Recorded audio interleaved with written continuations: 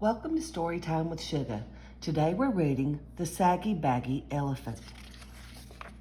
A happy little elephant was dancing through the jungle. He thought he was dancing beautifully. 1, 2, 3, kick. But whenever he went 1, 2, 3, his big feet pounded so that they shook the whole jungle. And whenever he went kick, he kicked over a tree or a bush. The little elephant danced along, leaving wreckage behind him until one day he met a parrot. "Why are you shaking the jungle all to pieces?" cried the parrot, who had never before seen an elephant. "What kind of animal are you anyway?" The little elephant said, "I don't know what kind of animal I am. I live all alone in the jungle. I dance and I kick, and I call myself Suki. It's a good sounding name and it fits me, don't you think?" "Maybe," answered the parrot, "but if it does, it's the only thing that does fit you. Your ears are too big for you, and your nose is way too big for you, and your skin is much, much too big for you. It's baggy and saggy. You should call yourself Saggy Baggy." Suki sighed. His pants did look pretty wrinkled.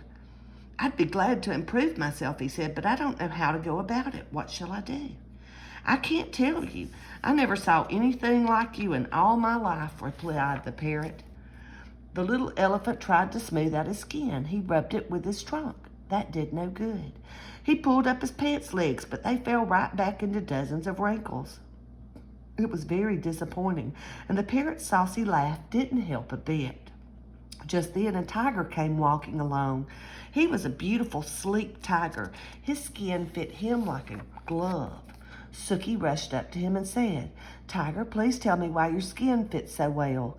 The parrot says mine is all baggy and saggy, and I do want to make it fit me like yours fits you." The tiger didn't care a fig about Suki's troubles, but he did feel flattered and important, and he did feel just a little mite hungry.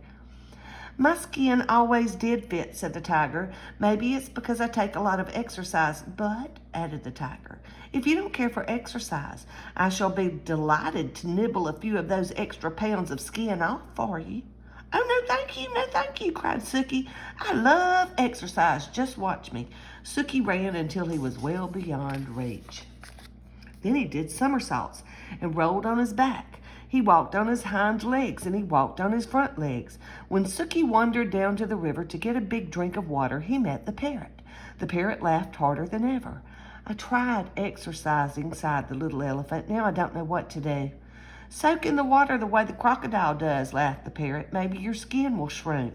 So Suki tramped straight into the water. But before he had soaked nearly long enough to shrink his skin, a great big crocodile came swimming up, snapping his fierce jaws and looking greedily at Suki's tender ears.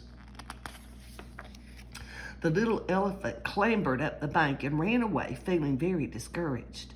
"I'd better hide in a dark place where my bags and sags and creases and wrinkles won't show," he said. By and by, he found a deep, dark cave, and with a heavy sigh, he tramped inside and sat down. Suddenly, he heard a fierce growling and grumbling and snarling. He peeped out of the cave and saw a lion padding down the path. "I'm hungry," roared the lion. "I haven't had a thing to eat today. Not a thing except a thin, bony antelope and a puny monkey and a buffalo, but such a tough one, and 2 turtles, but you can't count turtles. There's nothing much to eat between those saucers they wear for clothes. I'm hungry. I could eat an elephant." And he began to pad straight toward the dark cave where the little elephant was hidden. "This is the end of me, sags, bags, wrinkles, and all," thought Suki, and he let out one last trumpeting bellow.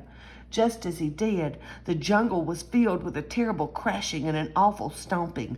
A whole herd of great gray wrinkled elephants came charging up, and the big hungry lion jumped up in the air, turned around, and ran away as fast as he could go. Suki peeped out of the cave, and all the big elephants smiled at him. Suki thought they were the most beautiful creatures he had ever seen. "I wish I looked just like you," he said. "You do," grinned the big elephants. "You're a perfectly dandy little elephant." And that made Suki so happy that he began to dance.